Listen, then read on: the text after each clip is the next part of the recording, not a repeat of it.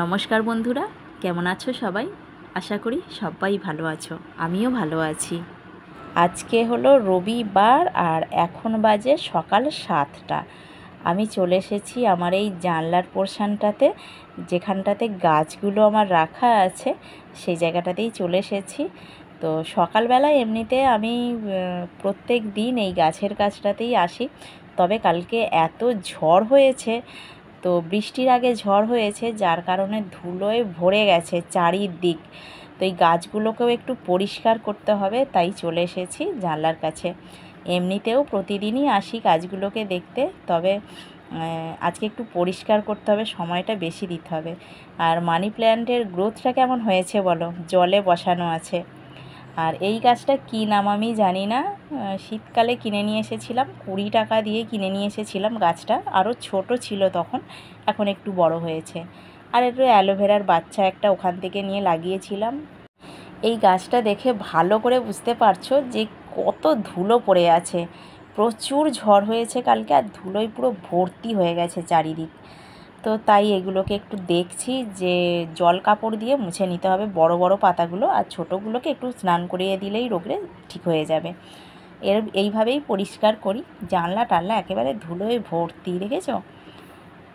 ওই গাছগুলোতেও জল দিতে হবে, পরিষ্কারও করতে হবে, ওই বাইরের অ্যালোভেরাগুলোর পাতাগুলো পরিষ্কার করতে হবে। তো ধুলো পড়লে যা হয় আর কি।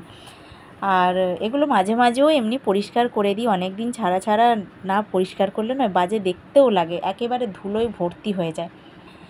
আর এখানে তোমার ওই যে এটা অর্কিড গাছ, এটার একটা নতুন ডাল বেরিয়েছে।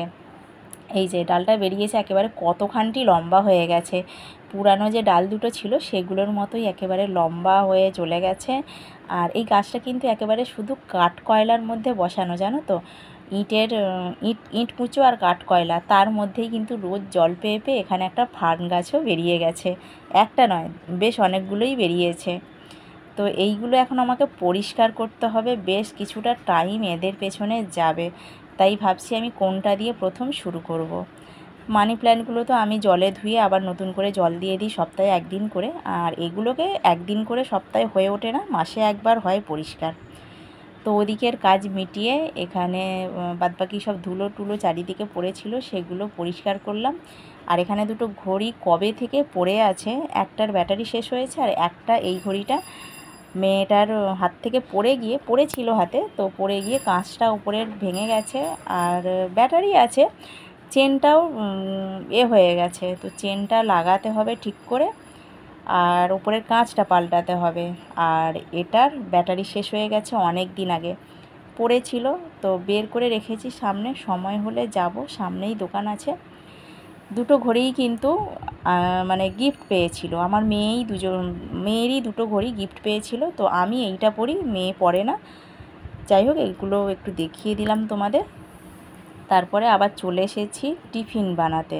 আজকে মানে রান্না করা টিফিন কিছু হবে না।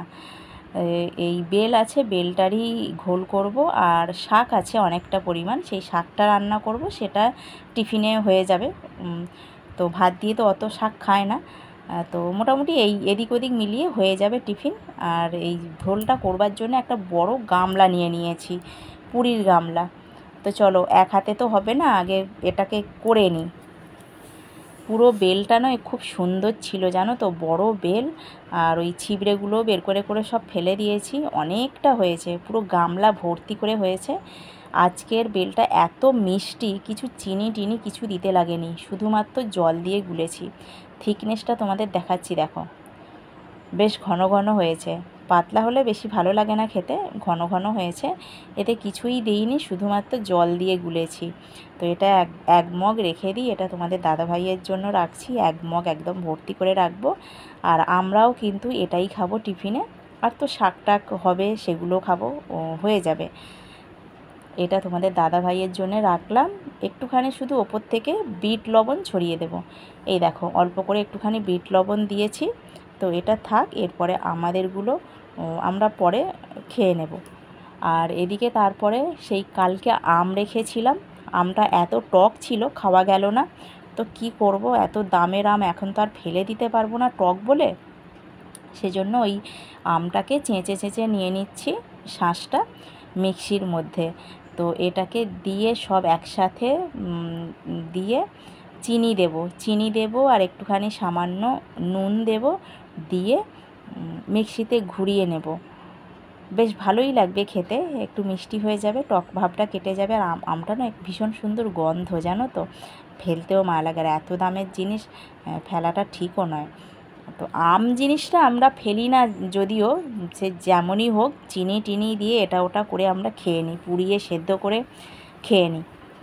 পুরো আটি আর তোমার ওই চোকা যেটা, ওইগুলো সবই ভালো করে চেঁচে নিয়ে খোলা থেকে, আর মিক্সির মধ্যেই দিয়ে দিচ্ছি চিনি, তবে খুব বেশি দিচ্ছি না, আবার খুব বেশি মিষ্টি হলে ভালো লাগবে না খেতে, একটু বেশ টক টক ভাব থাকবে, ভালো লাগবে খেতে।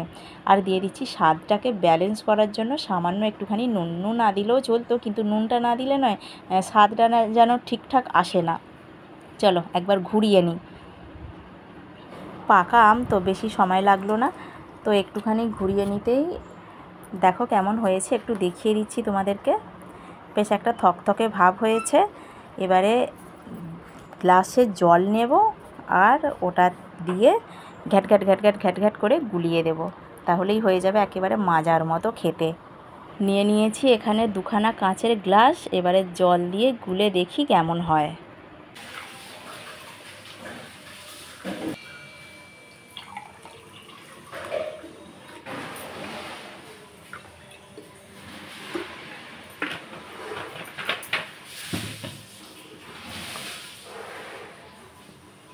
দুটো গ্লাসে জল নিয়েছি, তবে একদম ভর্তি করিনি, একটু খালি দিয়েছি, কারণ হচ্ছে গুলতে হবে, তারপরে আবার এইটা দিচ্ছি, তো একটা জায়গা চাই, সেজন্য একটু খালি করে জলটা দিয়েছি।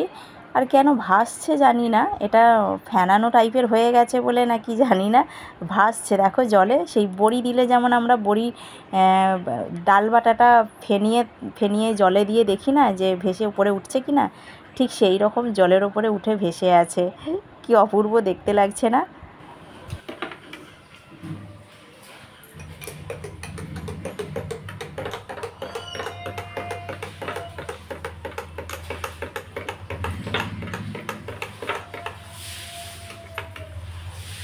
গুলে দেখলাম একটু পাতলা মতো হয়েছে, সেজন্য আবার একটুখানি করে দিয়ে দিচ্ছি, কারণ খুব একটা বেশি পাতলা ভালো লাগবে না খেতে।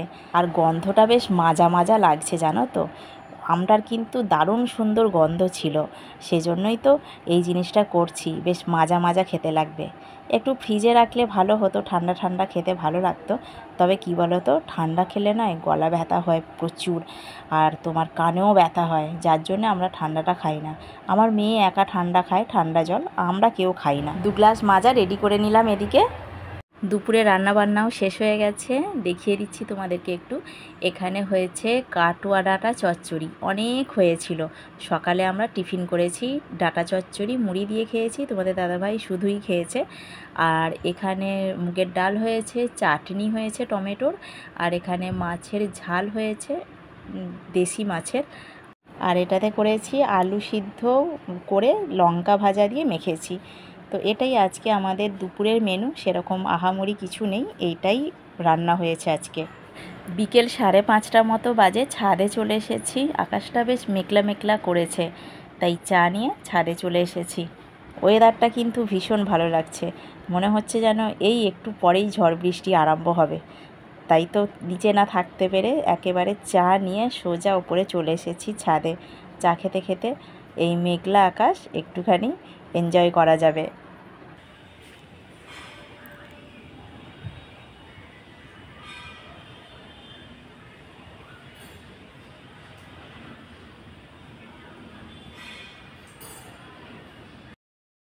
সন্ধেবেলা গরম গরম হয়ে গেছে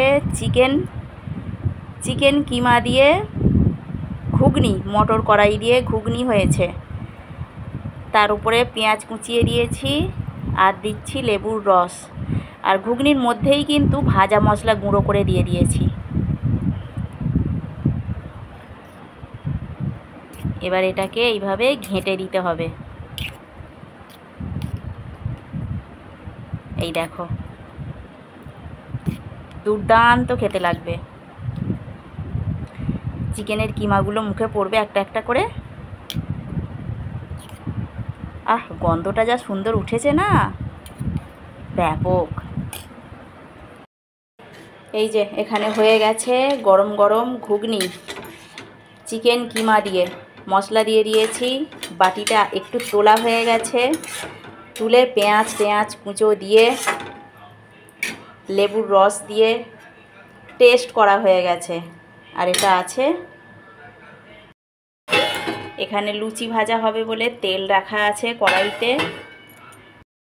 এদিকে লুচির গোল্লা করেছি, একটু বড় বড় করেই করেছি। আর এটা রুটির গোল্লা, রুটি হবে আর লুচিও হবে। এখানে কাগজ বিছিয়ে নিয়েছি, তো বেলে এবারে করতে হবে।